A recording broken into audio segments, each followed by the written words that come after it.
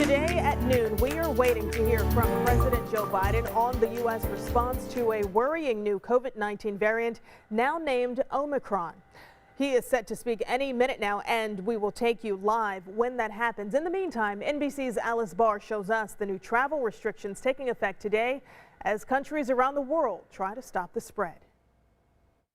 This morning, the race to contain a concerning new COVID variant sparking more travel bans. Overnight, Japan joining Israel in announcing it will bar all foreigners from entering the country. Morocco halting all inbound flights.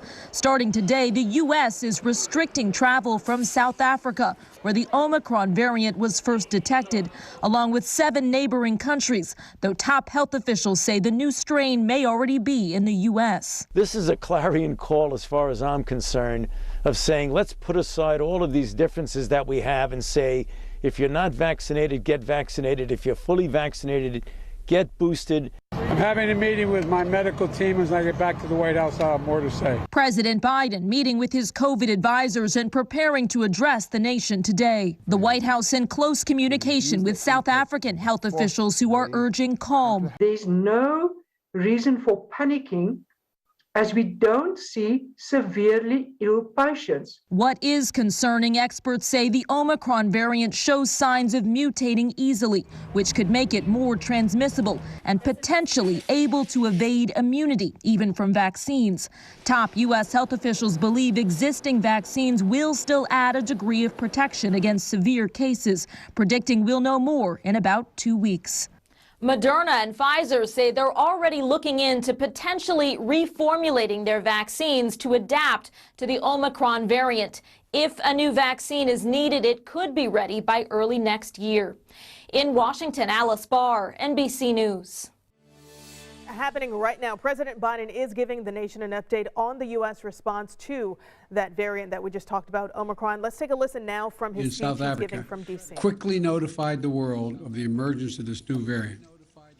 This kind of transparency is to be encouraged and applauded because it increases our ability to respond quickly to any new threats. And that's exactly what we did.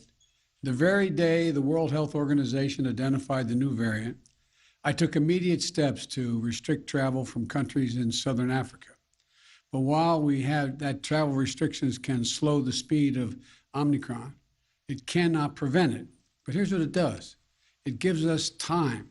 Gives us time to take more actions, to move quicker, to make sure people understand you have to get your vaccine, you have to get the shot, you have to get the booster. If you're, sooner or later, we're going to see cases of this new variant here in the United States.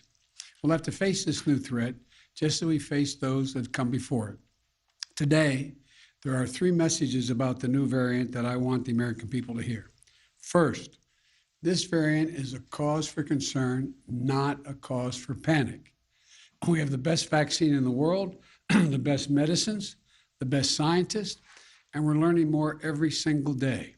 And we'll fight this variant with scientific and knowledgeable actions and speed, not chaos and confusion. We have more tools today to fight the variant than we've ever had before, from vaccines to boosters, to vaccines for children, 5 years and older, and much more.